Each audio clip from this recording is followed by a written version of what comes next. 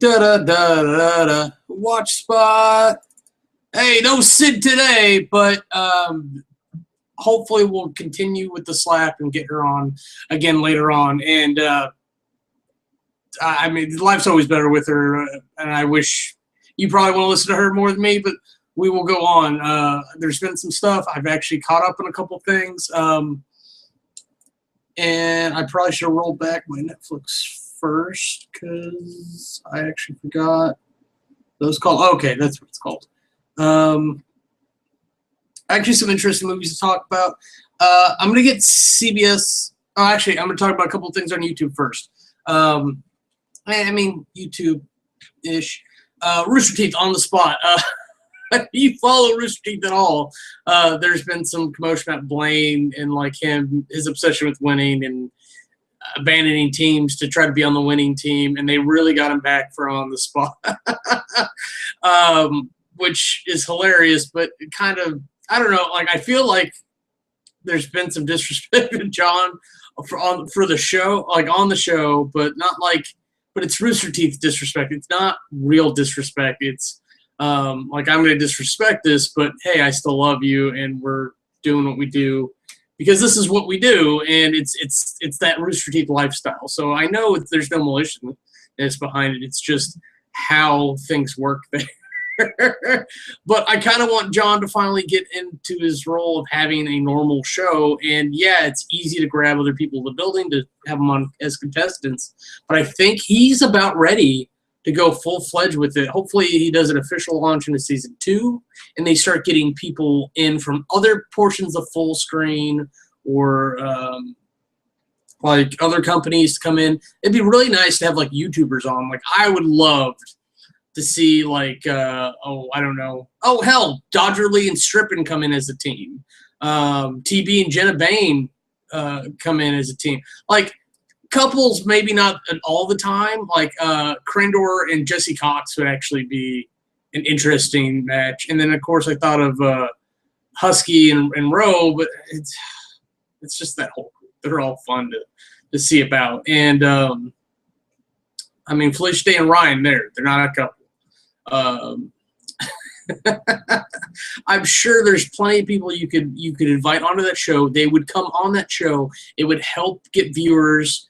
It would help a lot of things, and it would actually add a lot of variety to how the show works. Now, though, you will probably get some people who think that putting professional people on there will ruin it. Or you'll get the opposite end of it. People like, or when you put YouTubers on there, be like, "Oh, we get these amateur fucks." Like, oh, God. But on the spot, it's really funny. I'm really happy to see it keep going.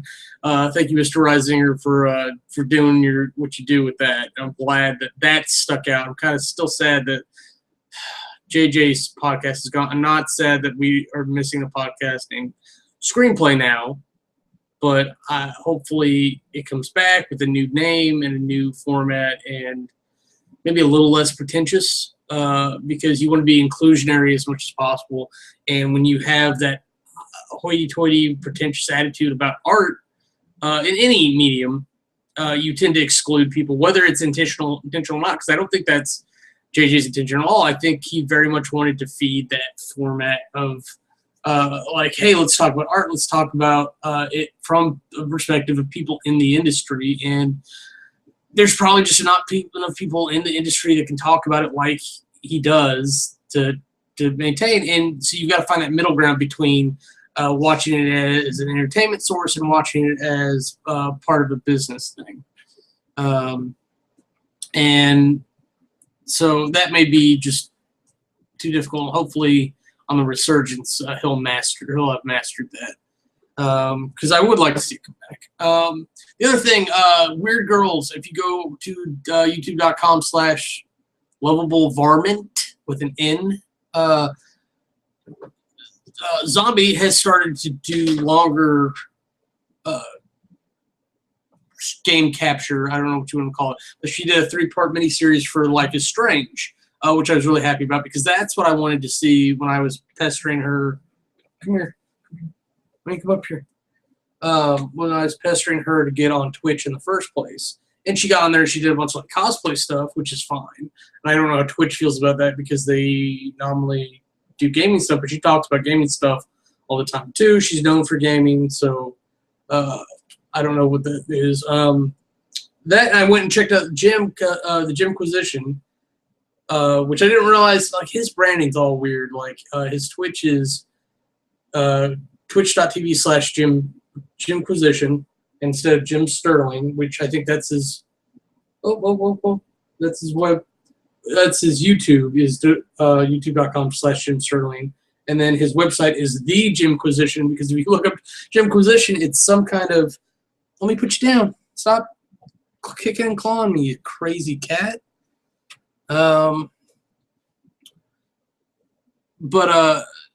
So like that's something else. I'm gonna start listening to that podcast. I've discovered SoundCloud, like not just as this weird thing that happens and people talk about, but as something I can go to and subscribe and follow people. So I'm going to start following Jim Sterling there, so I get another podcast on my belt for listening to while I'm at work. I'll probably follow like Kevin Smith and Polaris and other things through that there as well, mostly just to cover podcasts. I'm really sad the Escapist stopped doing them too. Movie Bob left the Escapist apparently. I haven't figured out what happened there, but after Jim Sterling left and Movie Bob left, I'm wondering if there's even going to be an Escapist in 6 months. It seems really weird. I'll be honest. That they would lose. That they're going to let the people who are doing the most for them go away and not try to hang on to them as best they can to help themselves out. But it looks like maybe they're hanging on to doing like is more blog stuff, and they're just getting rid of video in general, which I think is a mistake. It's the whole reason why I ever paid attention to them. How I discovered them was someone showed me Yahtzee, and I spent a week on that website just watching video after video of his, and then I found Jim Sterling because he was talking about video games, and then I found Movie Bob, and I probably spent a week each just trying to catch up on their stuff, and I've watched about every week up until the point where Jim left, and then that rocked my whole world there. And then for whatever reason, Movie Bob's wouldn't load properly from work. I don't know what the deal was. So like I'm way behind on that stuff, and then movie stuff in general is probably not the place to complain about that, but it's waned on me quite a bit. I've got a video uploaded, it's edited and everything. I just need annotations and title work and stuff, and I just haven't done it because I'm not motivated. I've got a movie review that I think it just needs minimal editing and loading. It just, oh man. So I'm very taxed in my motivation for those things. But let's get back on to things. So we got YouTube stuff out of the way. CBS. I'm only following 3 shows on CBS. I just want to talk about them real quick. I watched 2 of them tonight because I didn't realize I was behind. But last week was Big Bang Theory, and then 2 Broke Girls and Mom are the other ones. I liked where Big Bang Theory went. I don't know why we needed the Snoopy story arc. But we needed, like, they're setting up for something later on. It's like a moment of honesty that they're foreshadowing is what it feels like. And they're giving us more into Laura Spencer's character, which I think she's actually really enjoying that role. I think she's legitimately showing enjoyment for playing that character, which is creepy and good and all at the same time. So...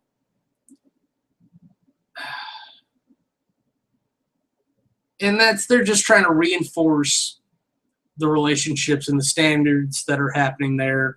I think we're leading up for another big drop. I mean, we just had Howard's mom die, and I expected that for a season finale. Apparently, they didn't feel the same way when they're writing this shit. So I don't know what they're going to do to top that, but whatever they're doing towards the season finale, better top it. And apparently, it's going to have to do with all their nonsense, and it's either going to have to be Raj's parents freaking out on him again for dating someone who's maybe not Indian or whatever. And that would be a big thing, is if he loves, I can't remember her name on the show. That'd be really nice since she's on the thumbnail if it would have said it. Raj's girlfriend, whatever her name is. If he loves her enough to actually forgo all the money from his parents and pursue a new thing there. I don't know why you guys get me all of a sudden. I don't do this enough off camera. Like, that would be a big thing. I don't want to see Penny and Leonard break up again. I think that's old hat at this point. Sheldon and Amy are just continuous rough patch. That's going to be a big thing if they go through with something. Fucking Howard and Bernadette get a divorce, you might as well just stop the show. It's ridiculous premise to go through, especially given that Howard's mom just died. So whatever it's going to happen is not going to happen with Howard. So I think they're going to go double whammy on us. I think it's going to be something with Raj and his girl, and then Sheldon and Amy are going to have a big breakthrough in their relationships or whatnot. All right. Mom, super happy to see Jamie Lee Presley come back. Super happy to see Rosie's character come back. Interesting that they brought her back now. But maybe they're stretching for story ideas. Because they've given up on development for Alvin is Dead, and for Bonnie can't do her job, and Christy can't do her job, and Christy and her ex-manager's relationship, and there's so many things they could go with. The kids, I don't know why they're spreading out more. So I think they just don't know what to do with the show at this point, and I think Mom's going to end up dying. As much as I love seeing Anna Faris's shocked little face everywhere, I think it's dying. It's waiting to be put out of its misery. The Cupcake Cactus. For whatever reason, there is a big thing going on with people who have been kidnapped. Like, there was a thing a while back where the guy, it's so racist, all of it. But, like, there was an older guy who freed or helped us. Okay, I'm just going to say colors and stuff. There's a black guy that helped a white lady escape from, like, some Hispanic guy's place, and apparently there's, like, 3 of them who were held captive there and, like, did sex stuff to them. It was a horrible, tragic incident. But, like, for whatever reason, the guy who found him got as famous as they were. And he actually ended up getting some money out of it somehow, and then he blew through it. And they referenced that on another show that I'm going to talk about, Unbreakable Kimmy. I'll talk about that in a minute. But this one, they have an episode where, like, it's not about the captives, but, like, it's about how, like, the capture situation interferes with all the shallow shit that's going on. But the show is horrible in the sense that it has the protagonists, the characters that we're supposed to relate to and progress the story with, they're the bad guys in this. They're the ones that are the shallow and sensitive pricks, which is supposed to mean that we're supposed to relate to that. And it's supposed to point out how stupid we are, I think, or how we thoroughly believe that, even if it's obvious when we're watching someone else do it that it's wrong. Something along those lines. I think it's the wrong show to send that sort of message. Especially with the way Max was talking to the reporter, because she was trying to give herself her own distorted voice. She was talking like this. Like, really? Really? So I got 3 quick movies, and then I'll talk about the Unbreakable Kimmy real quick. Yeah, we'll do it that way. Let's see. I watched Life Frankenstein. I think it's horribly written. I think the premise is just bad. I don't know why they couldn't use angels. It seems stupid. They could have done everything the same and saved themselves some money on CG for gargoyles. But it was actually decent. I mean, it wasn't going to win any awards. but you saw him like beat some stuff up. Frankenstein's monster bit, yada yada yada. It's very similar to Van Helsing. I'll be honest, it's Dracula wants to use the Frankenstein monster as a blueprint design to resurrect an army of undead. The difference is that it's not Dracula, it's this demon prince who wants to free more demons out of hell. I'd say you rewrite this for a Supernatural with the Winchesters. Put it in that universe, you've got an award-winning movie. That should be the Supernatural movie. Rewrite I, Frankenstein into the Supernatural universe. You're going to win something. It's going to be fantastic. If nothing else, Hollywood, you'll make some money for sure, because that's a fantastic idea. I have no idea what... I kept seeing this pop up on Netflix. It's the design is like, it's this purple design. It looks very Asian, like Japan anime, like anime almost. It's sideways. That's the thing that rocks me the most. The title is not this way so you can read it. It's this way so it's bright yellow on a purple background. So you're like, what the fuck is that? Oh, okay. The way the girl's standing, because she's standing on the wall with her hair falling down. So it takes you a minute to figure out what's going on with the picture. But it kept getting my attention, so I watched it. And it's a girl with multiple personalities gets put into a crazy halfway house apartment complex where people are jumping to their deaths. And I can't tell what's supposed to be metaphor, what's supposed to be like psychological delusion, and what's just real. But it starts as a psychology movie, and it moves very quickly into a supernatural area. It's very hard to follow, but it's extremely interesting. It's actually funny at points, and I actually would recommend people watch this, but it's not one to just sit through and suffer. If you're not enjoying it, get the fuck out. It's not going to get that much better. Oh yeah, Elisha Dushku was the detective that was talking to the main actress, which threw me because I thought she was on the cover of this other movie that I was going to watch. So I had to figure that one out. Where's the cast for this? Oh, Sasha Grey. Really? I was wondering why she looked familiar. If you were unaware, Sasha Grey she's no longer a noted porn star. She's really famous. And she's a decent actress. I can see why they wanted someone who was comfortable getting naked for this movie.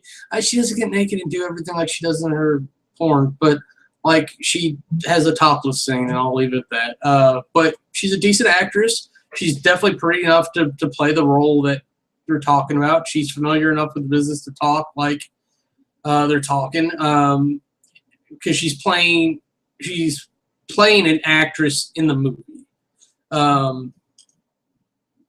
Yeah, so yeah, definitely. It's got creepy Elijah Wood in it, but he's actually playing a pretty decent guy for once. Most of the roles I've seen him in, including Lord of the Rings, he's been a creepy fuck. I don't know what it is about Frodo, but it bothers me. I'm sorry, Mr. Wood, if you see this, but after seeing you as Kevin in Sin City, there was another one where he played Maniac. I think it was actually a good movie. He did a really good job, but it freaked me out.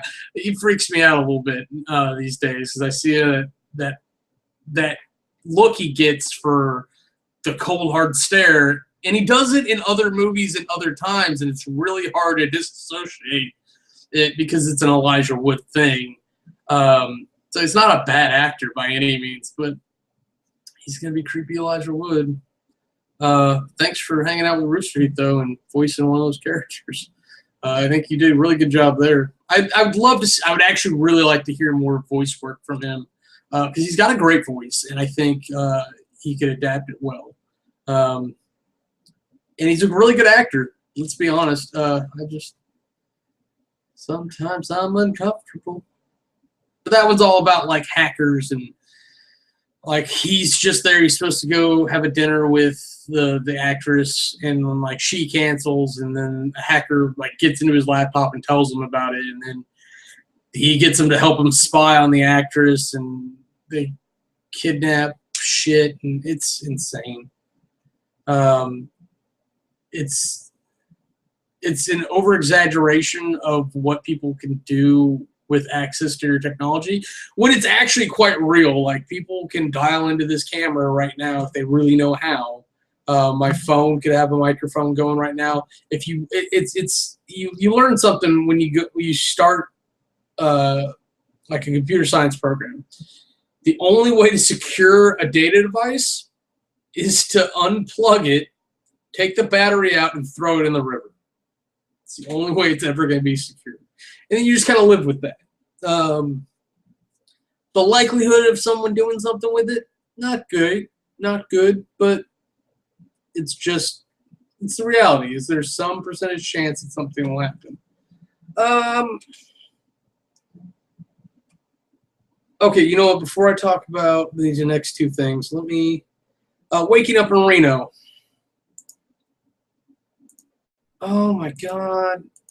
I want to read the cast out. Actually, I mentioned this other one, even though I fell asleep the first 10 minutes.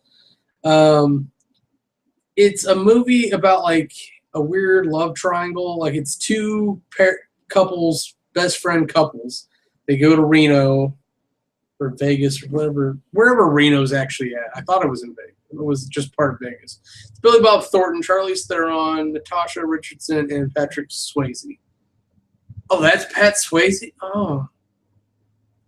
I feel bad I didn't recognize him. I thought he looked familiar, but I didn't realize that's who it was. I didn't recognize Charlize Theron and Billy Bob Thornton. But I always think Billy Bob Thornton is Burt Reynolds at first, and then I have to go, no, that's not right. So, and then there's the guy, it's the comedian. Now I can't remember his name. There's a comedian that did Burt Reynolds impersonations for Celebrity Jeopardy, and I always think he's Burt Reynolds for half a second because he did such a good job just in SNL because it was funny. Funny because it's bigger than a regular size. Sorry. If you haven't seen Celebrity Jeopardy, fucking look that up because it's fantastic. It really is.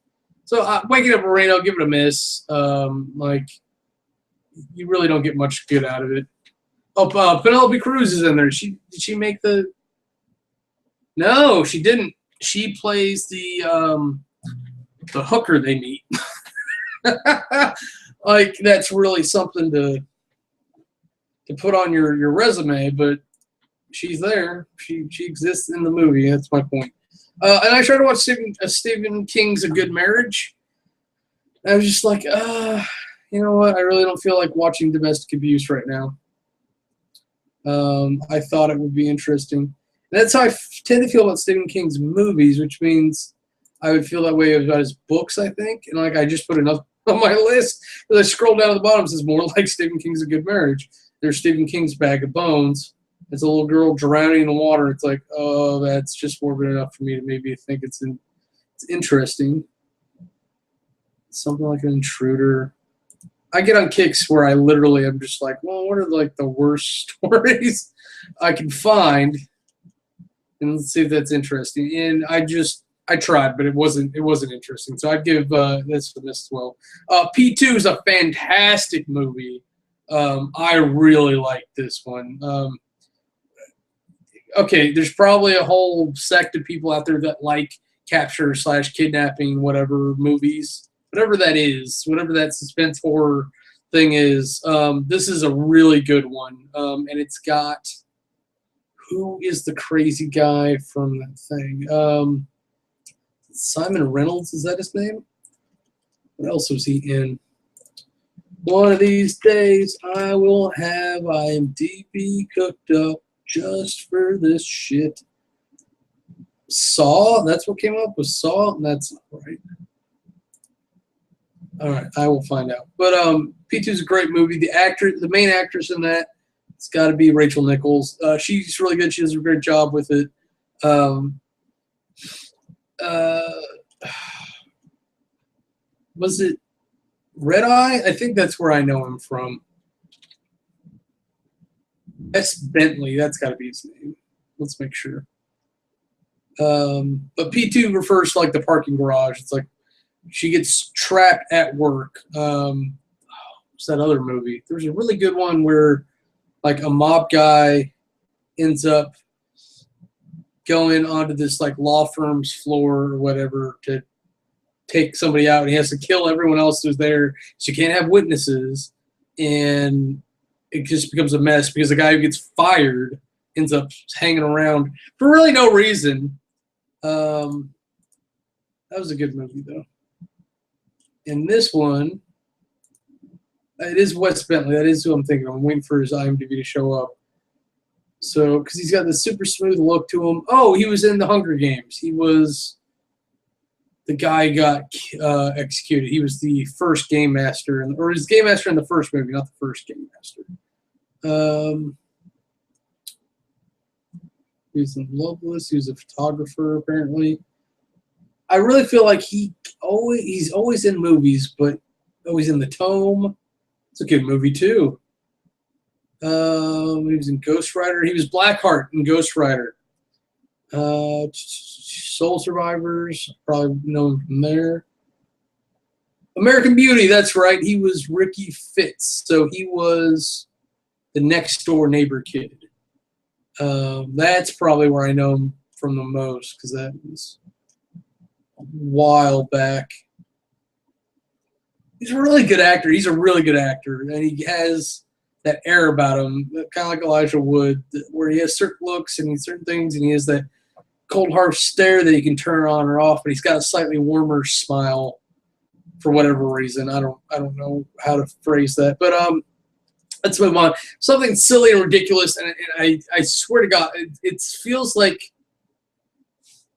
Tina Fey or somebody, and you know what? I should probably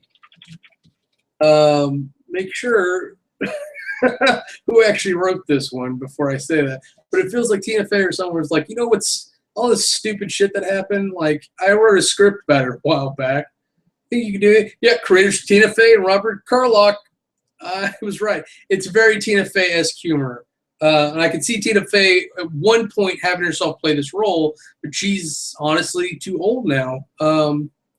She is in the mom phase for sure. But Ellie Kemper, that's her name. She plays Kimmy Schmidt. And then the blonde chick from Tina Fey's other show, the one where they worked at NBC. I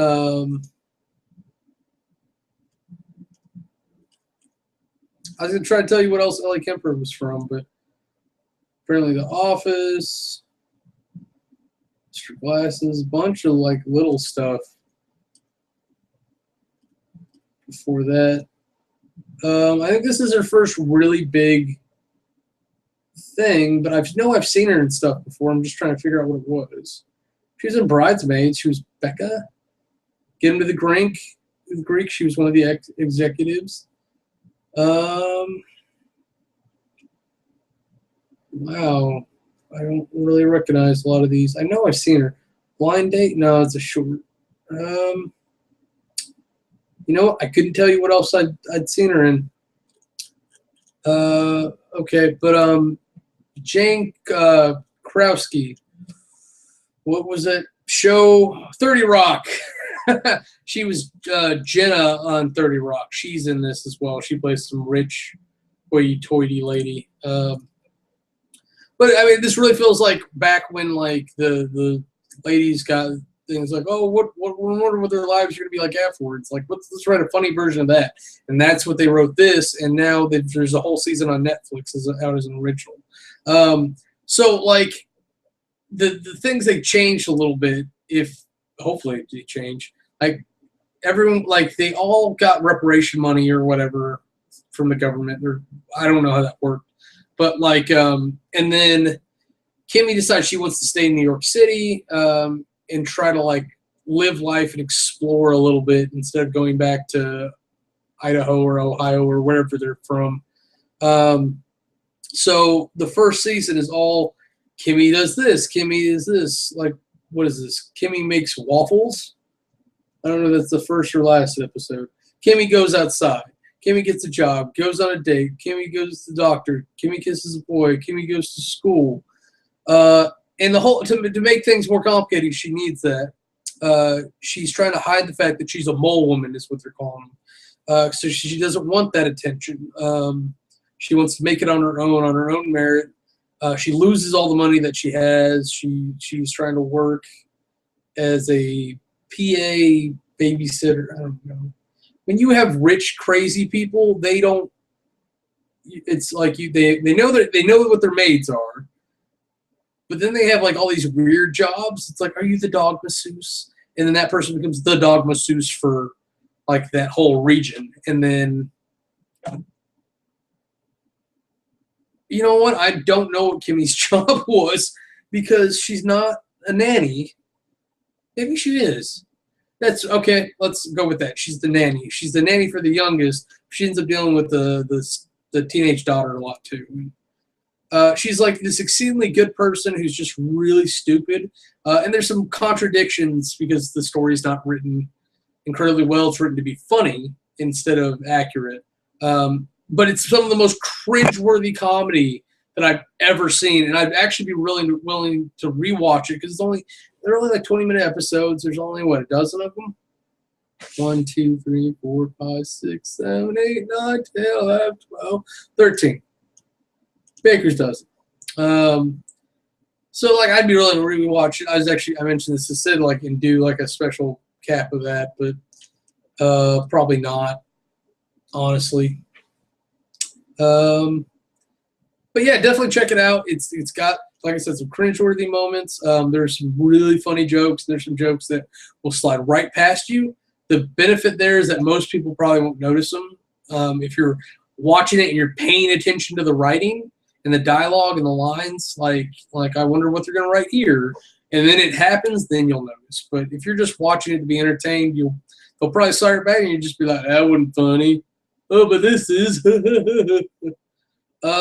And then for whatever reason, I got a bug up my butt recently, and I was like, there are some good shows out there that I need to figure out how to catch up on. And I tried to catch up on Switch to Birth. So I would go to watch the first episode of season 4, and they do that thing where they're like, last time on Switch to Birth.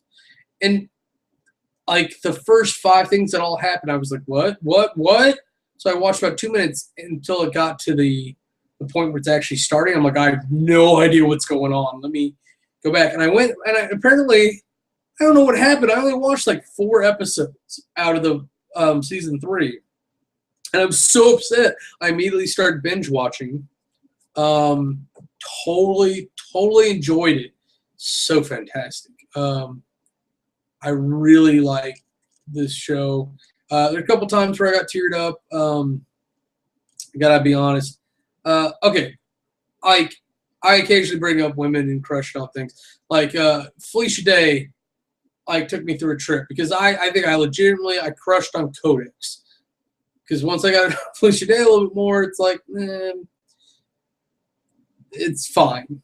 It's nothing against her at all. She's awesome, but just maybe a little bit more stressed out and a little bit less personality, because a character you flush out in your head and then it's a fake person. You can objectify it a little bit. It's just kind of like, oh, well, okay. So I really like Codex.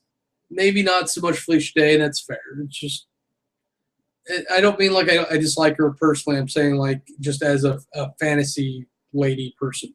And I think I've done the same thing with Kayla Clark. I think like in my head, Daphne has been like the perfect crush character, and then like maybe Kayla Clark, not so much. Like, not saying that I watched her anything or read anything. She's always been sweet in interviews and stuff. And she's a wonderful actress. But I think that's where I'm at in my head. So like I've got that little piece of fire burning for So this season has pissed me off because this is the season where she goes rogue. Like, we had some issues with the senator who's a douchebag, and personally, someone could have put a bullet in Kodo. I think the world would have been better. But, like, she just goes off the rails here. And Bae, who has been the off-the-rails child for so long, ends up taking the role of the good thing. So there's this great juxtaposition that they didn't force on there for, like, one episode. They gave it a gradual slide. They gave it significant events going on in their lives because it's ultimately a drama that just happens to be funny. So very naturally and reasonably, you suspend your disbelief and let these characters slowly switch and let everything in this show spiral out of control. Because if there's not conflict, it's not entertaining. And this show lives in that world. It's just how it is. But it's great. It's so good. And I love all the signing that's going on. And I don't want to accidentally sign things I don't mean to. But it does make it awkward when I'm doing something else. Like I was playing Minecraft, trying to get some things taken care of on the server and watch this. And then all of a sudden it's quiet. I'm like, wait, what's happening? And I've got to focus in. And if there's ever been anything I don't mind reading subtitles for, it has been this show. Whereas I hate subtitles. And it's mostly because I'd rather pay attention to, that's deaf, I think, the signing and just know what they're signing to each other. My clarity, I think that's what that was. I could be wrong. So this is such a wonderful show. Everyone should watch this. There's something for everyone. You may not get your action in bum fights all that often, but I mean, you'll get equivalent stuff. It's just far and few between. All right, I'm going to cover from 6 days ago forward because I think I'm on track now for Hulu. What are you doing? Let me see your eyes. Okay, so the new girl walk of shame. I really hate this thing, and they make a whole speech and point about it, but they come off as idiots. So, like, it doesn't make a very strong point. I think the walk of shame cliche is stupid. It's awful. It's retarded. If a guy has a walk of shame, he just got laid unless, like, he had surprise anal from somebody else that he wasn't expecting. And he has to walk home confused about it. Like, and that's straight guy problems. I don't know. Or curious guy problems. That's probably a better thing. But like, it's just we ran into Justin Long's character again, who's apparently all fucked up just like they are. And honestly, I'm glad to have him back into the mix. British guy was getting on my nerves. It was a little too perfect, and the way they ended that story arc was a little too abrupt. I thought they were going to go back to Nick.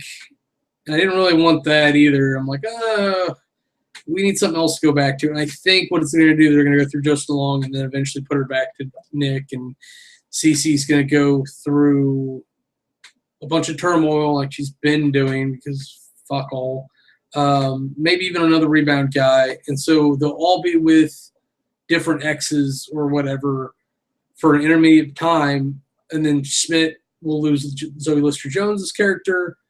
And they'll all end up with who they're supposed to be with, and then the show will get boring. And hopefully they'll end it after that. I think New Girl has run its course. I like Zoe Deschanel. I think is a very interesting show. I'd like to see a show with more of Jess's world in it without so much the guys. I think that was what originally attracted me to the show. I'm like, oh, we're going to see Zoe's world. And that's what I would want to see. I'd like to see Zoe. Like Whitney Cummings did a show called Whitney. I'd like to see Zoe Deschanel do a show called Zoe. And keep Cece around. But like have her move out of the dude's apartment. I think there's too much weird macho guy humor. And and I think it clashes and it interferes. And as much as Jess is this overwhelmingly positive character, I don't think it's where I want to watch that universe. Fresh off the boat, like they've been implicating up until this point, that his restaurant's a ripoff of this other restaurant, and finally we have a whole episode about how that is or is not the case. I'm not even going to ruin it. I'm just saying, like, that's what that episode focused on, and I really think we could have done without it. I think they should have, the whole show should have been written a little bit differently, but it's based off a book, so that maybe the book should have been written differently. But apparently the guy or somebody who's involved with the book doesn't like the show, so who knows what happened with that. I also have to say, like, I went from Hulu Plus to Hulu again just to kind of remind myself why I was doing Hulu Plus. So I may have locked myself out of a couple shows, like Melissa and Joey. Like, I've got one from 6 days ago, but I don't have one from this week, but there's like 3 of them that are locked out, which I don't know if I was supposed to watch it yesterday. Like, I've got 1 day to watch it because I thought I saw a new one yesterday. Now I don't have one, and I'm kind of sad. And wah, first world problems. Boo, boo, boo. And I don't even know what this means. I don't remember this. Newlywed ritual exposes communication gap between Mel and Joe. Oh, this was all about, like, the stupid wedding gifts they got. Like, they got this ugly espresso machine, and then they didn't like it, so Mel told Joe to store it, so Joe returned it to the store, and then they couldn't get it back, and then they did get it back, but it was all the lying to everybody, and then seeing what, like, unhappy couples are like after X amount of years versus happy couples who are newlyweds, and then if it's that whole question determining, like, are you doomed to get to that point where you hate each other? And I hate thinking about that. I really do. We'll get up to that. The middle, flirting with disasters. This is the Planet Nowhere convention. Oh, this is one. Okay, Frankie's mom flirts with Axel's friend from college, because just because you're married and you love somebody doesn't mean the rest of your body doesn't work. It's just a fact of it. You like it when people reinforce things emotionally, mentally. I could be talking to some pretty girl who thinks that maybe she's not getting enough attention from her boyfriend or whatever recently, and she could love that, soak it up. She doesn't want to bang me or anything like that, but, like, she's going to enjoy what's going on. And maybe if I was a more handsome gentleman, like, there might be that urgency there, but it doesn't mean anything's going to happen. So there's a line of innocence. As long as you approach that line and stay on your side of the line, you're fine. But if, like, you actually go over and do any of the things you're talking about, then that's up to you and your partner, because some people are better about that sort of thing than others. Some people are okay with it. It's like, well, I'm right here. Why don't you go ahead? Like, and that's on them. That's completely up to theirs. I'm not saying, like, I'm for or opposed to any of that. I think it would very much have to depend, like, well, what are you, or, like, I talk to my partner, what are you into? What are your feelings on things like this? I think the only thing I wouldn't like is double standards where, and I've been open about this before, if she's into girls, I can't be a girl for her, so she's welcome to do that. But, like, if she's sleeping with other guys, then, like, I would have rights to other women. Like, having it one way and not the other is not acceptable to me. Again, people have all sorts of weird relationships. But Modern Family, it's all based on, like, refilming this company ad.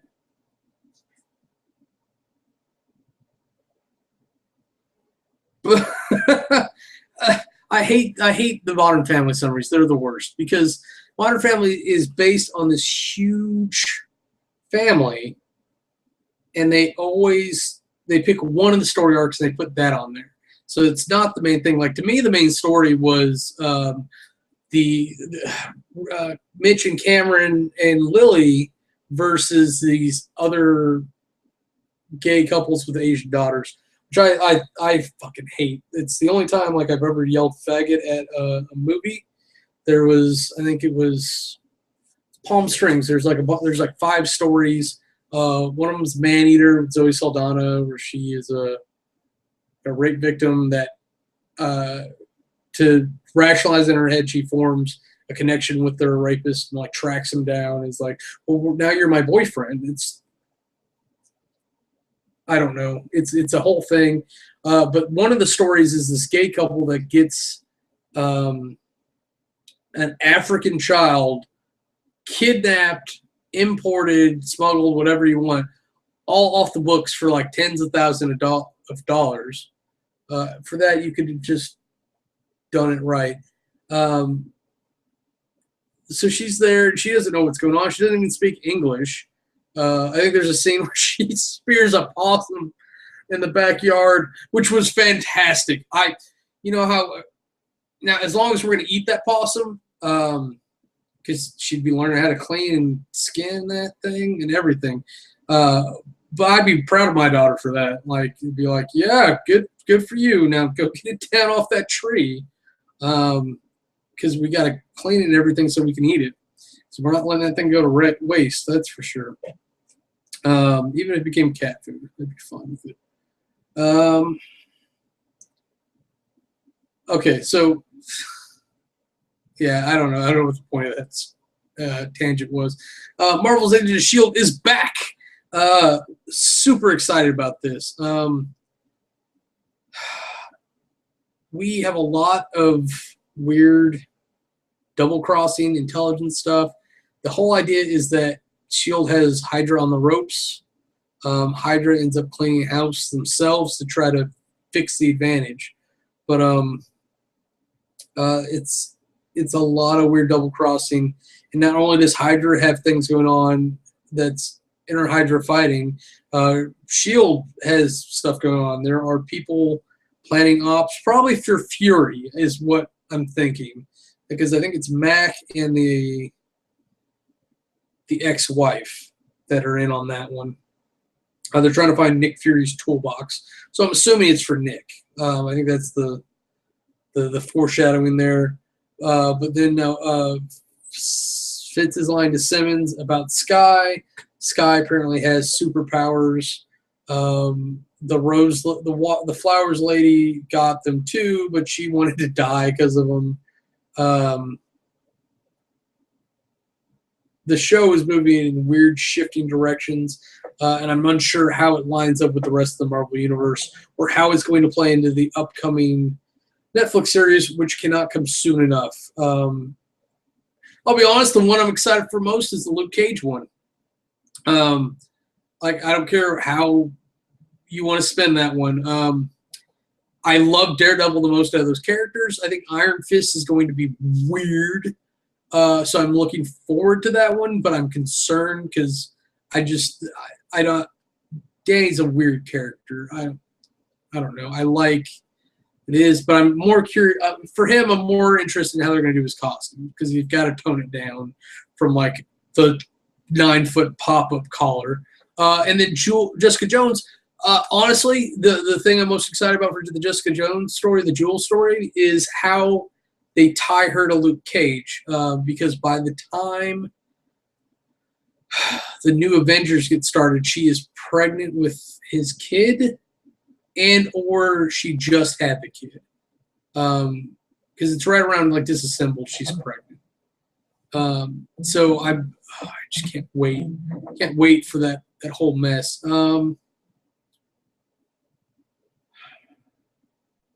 There's a 2-part season finale for the 100. This is probably the show I've been the most excited about out of anything I've been watching for a while. It was a really weird adventure because I'm watching the show. I don't know any of the actors. Like, I recognize a couple of the adults. I don't know any of these fucking kids. I don't give a shit about any of these assholes. And then slowly, ever so slowly, like just relating to like tactics and where the arguments that I would take sides on in the situation. It's like, oh, okay, I can dig some of these people. And I really liked, sadly, of all the things, I liked the romance between the Sky Girl and Lincoln. I can't remember. Octavia and Lincoln. I thought that was like one of the sweetest stories. And they kind of let it take over everything. It overrides all their other priorities. God, man.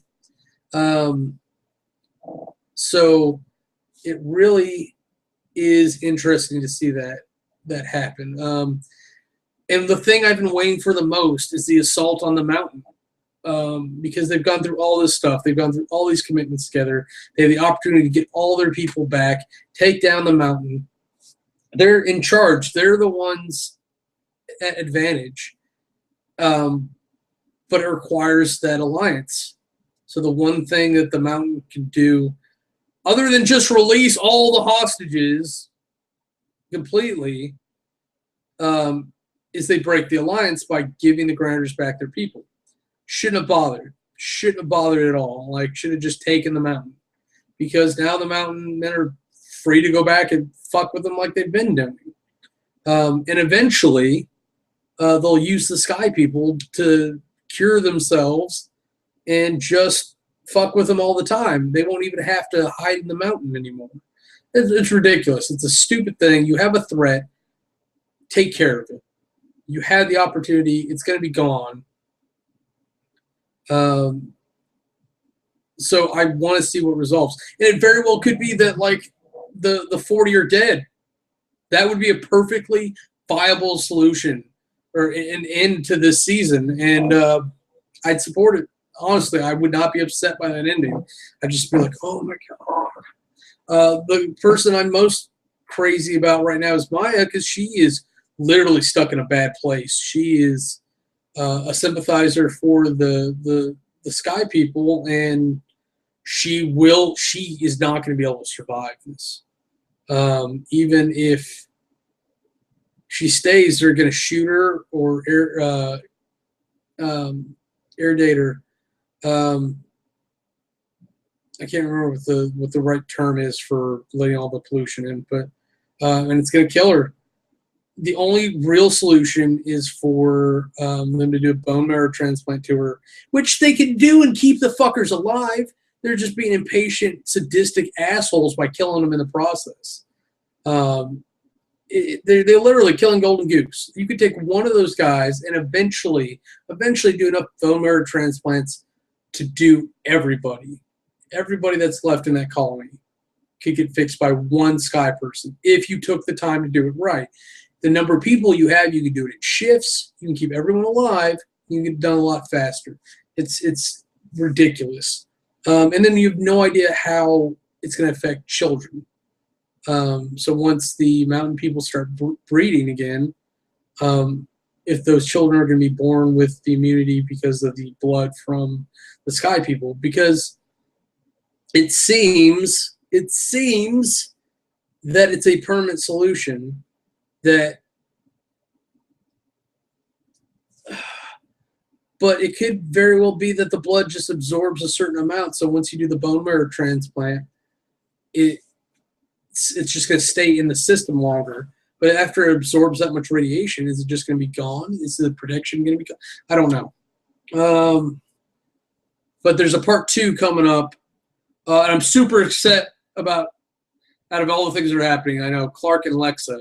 I think if Clark had been more committed, but I think she hurt Lexa's feelings because she was all confused. And I don't know if it's because they're both girls or because Finn, but like her and Lexa make more sense than her and Finn did.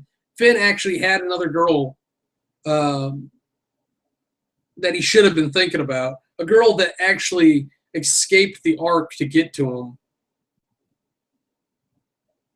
But good for Raven. She's with shitty engineer guy now. Glee took a weird turn.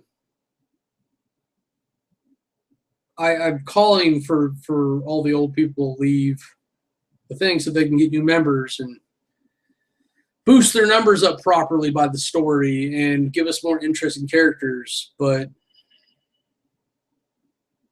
for whatever fucking reason, these writers are just really weird. Instead, they burnt down the Warblers' place. So the Warblers join New Directions, which gives them enough numbers. Great. I don't know. It's hard to care because now they're just the Warblers plus a couple New Direction guys. So they're really the Warblers. So if the school gets rebuilt in time, or eventually, then what happens after that? They should be able to stand on their own merits. The Warblers should still be able to be their own club, and still compete as the Warblers. It's nonsense. It's all nonsense. And then Sue got fired, which I thought was interesting. I don't know what else to say about that. But she's back against Schuster, even though he was the only one supporting her against whatever allegations it was, because I can't remember. I really don't care. It's just weird enough she got fired. The slap. I talked about this extensively on 11.5 with Sid Cam. I will say this again here. Given that there's only 8 episodes, it seems even stranger that we're focusing on Anouk and Manolis when it's not directly involved with the incident or the progression thereof. But you can definitely tell that they are setting up for things in the future, especially since Manolis brought in the lawyer for Harry that's going to cause all these problems because Manolis is too nice a guy to know how lawyers work. It's just how it is. I don't know what order to talk about these in. Last Man on Earth. We'll do that one. I'm a big fan of apocalyptic scenarios. I love the show Falling Skies. I love the show Defiance. What's another one? Walking Dead, the comic, was fantastic. The 100 is almost that. Yeah, it might as well be. That whole fallen society, like, we have to survive. We're facing other humans. We're facing some big obstacle. But it is an apocalyptic scenario, but it's not aliens. It's not zombies. It's disease, but like theoretically, the surviving part's over, so they just have to live. They don't have to actively fight off were-tigers or anything like that. The Last Man on Earth is a show about the last man on Earth, and I think distantly it's inspired by Why the Last Man. It's a comic that was really big in like late 80s, early 90s, where it's a man and his monkey are the last males on the planet, and everyone else is female. But so this happens, and then before the first episode even ends, he finds someone else. It's this female that he doesn't really get on with very well at all. She's kind of annoying and domineering, and she's clinging to the old ways, whereas he is kind of really let loose, and he's just doing whatever he wants. He's a big kid again. And so by the end of the second episode, they're married. They start having sex. They've recognized they have to repopulate the planet or the human race. And this was really clever foreshadowing. I got to hand it to the writers. She is all up in his grill about stopping at stop signs. But his point is, like, there's no people anymore. There's no traffic. So why do I need to stop at stop signs? So I'm not going to. Because he went, like, I don't know, like a year before he found her. And then she ended up showing up and changing all this shit, whether he wanted it or not. And somebody agreed to, and somebody conceded that it was his fault for not getting on board sooner. But by the end of the second episode, he hits another lady with his car, like they have a car collision. And I don't mean any offense to the lady actress of the first woman, but the second lady is very attractive. She's blonde. She's got statistically notable body type for demographic attraction. It's more likely the type of girl that he would have wanted to be the last guy on Earth for. Whereas the other two, I mean, the guy and the first girl weren't even into each other really in the first place. And then turns out she's got even weird complications past that. So it's a show you should watch just to make you think about the last man on Earth scenario, what you would do really if you're the last person on Earth, and or if you think you're the last person on Earth. But it's very interesting. Last Man Standing. This is another show that I wanted to get caught up on because I've been really heavy in on this from the start. And I like Tim Allen. I miss Tim Allen. His daughters were all really interesting characters. His wife was fun. She's gotten better over these 4 seasons. I caught up to the last episode in season 4 here. The older guy that he's partners with, I like. I can't remember what I know him from. The Larrabees have been a good addition. The biggest complaint I have is that the actor who was Kristen in the first season I really liked, and she left. I have a feeling it was something messy because everyone was super hush about it, and she mentioned she wasn't supposed to talk about it. But I think she was diddling someone that maybe she shouldn't have, and it went south for her. What are you doing? Just sit on the desk, retard. I have a cat right here. Sorry. See, if you don't believe me, it's the fluffy one. Oh, come on. See?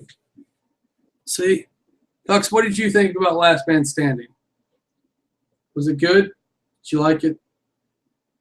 Yeah, I feel that way too sometimes. But it's super conservative, super Republican jokes. They have a lot of political history.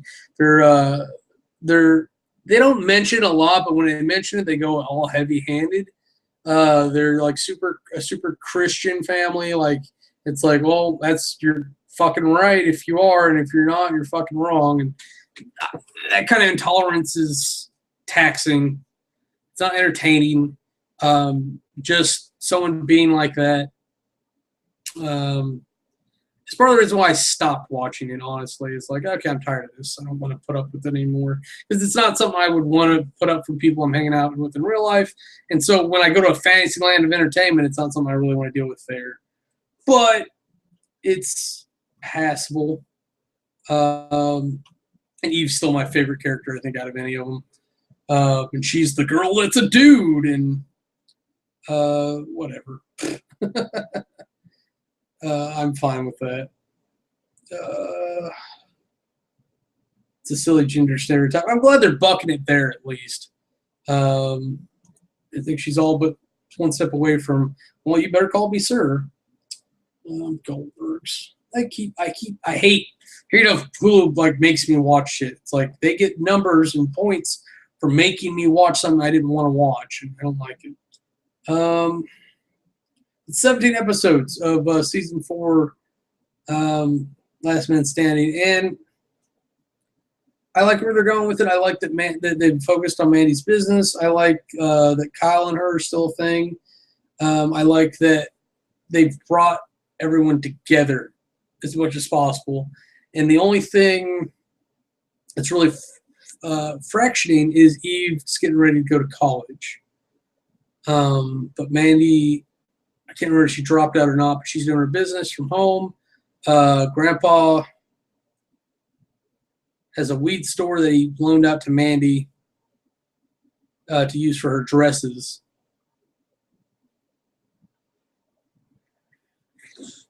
I don't know. I like the directions it's going. I like the idea of family togetherness as a message in general, but to have a whole show doubling down on it,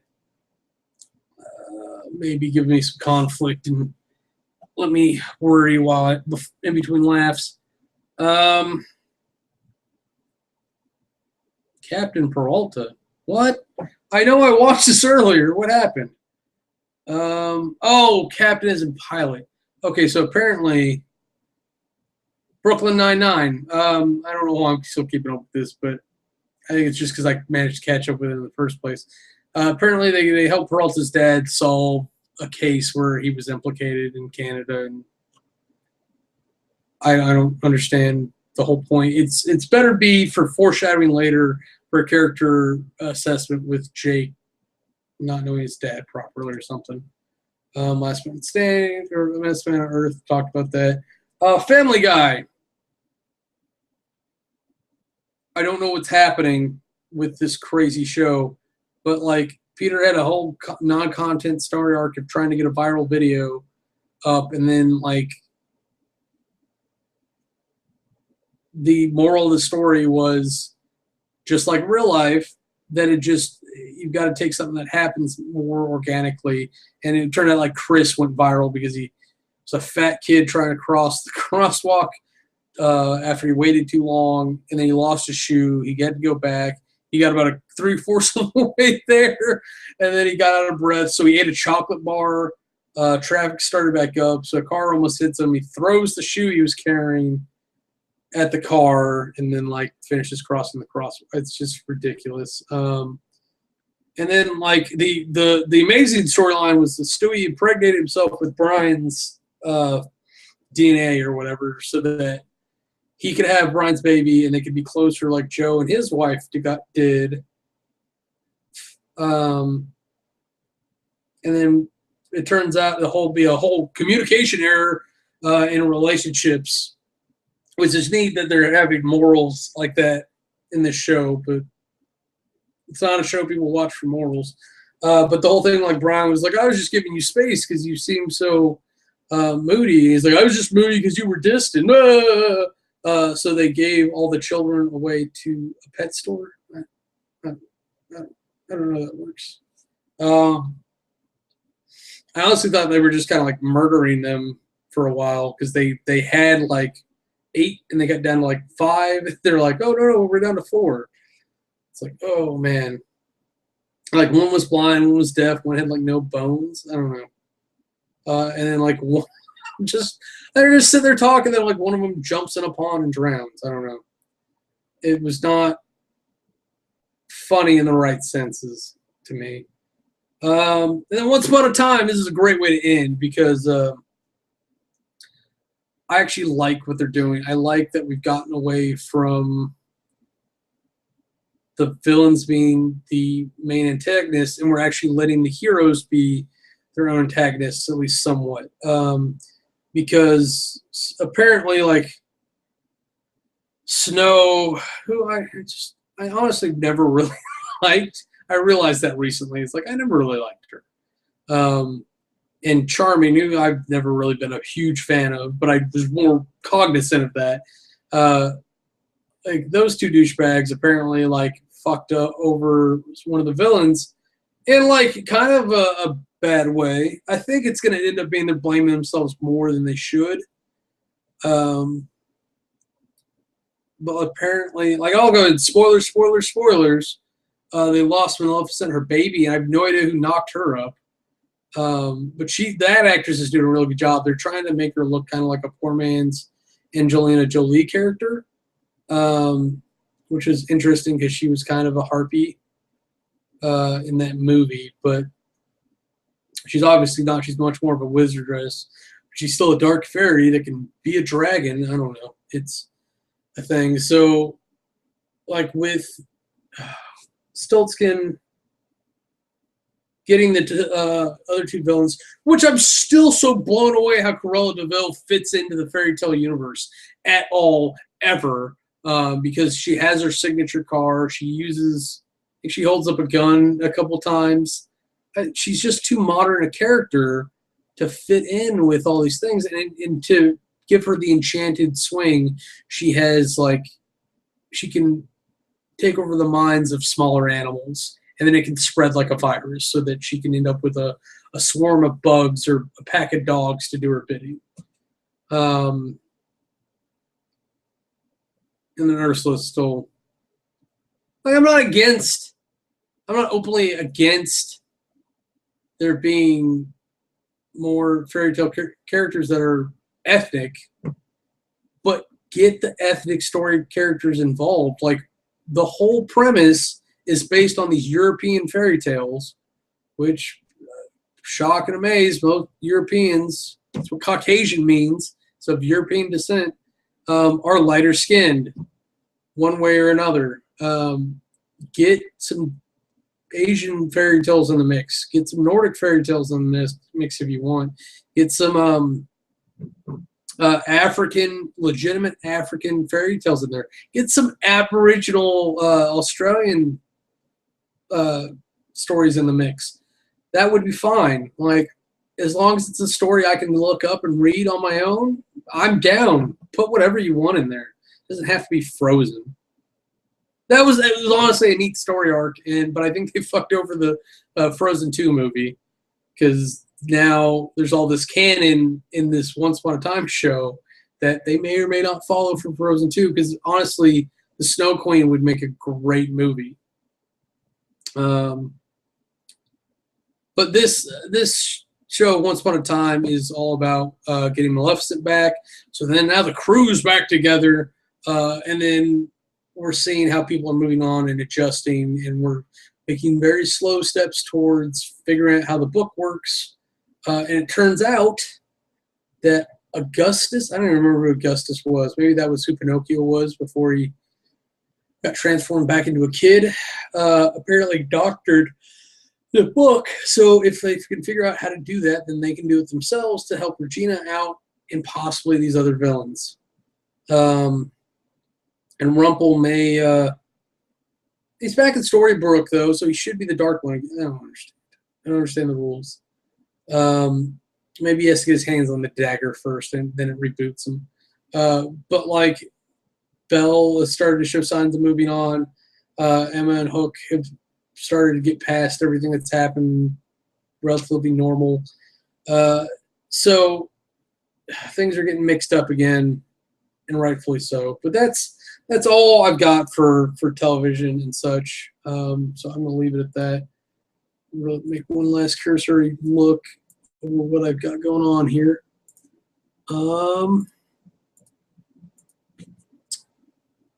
Yeah, I can't say that I do. I'm just trying to figure out how I got turned on to this other thing I'm looking at. Maybe I'll figure it out. I'll talk about it next week. But until next time, hope you enjoyed this. Take care. Bye-bye. Farewell. Auf Wiedersehen. Sayonara.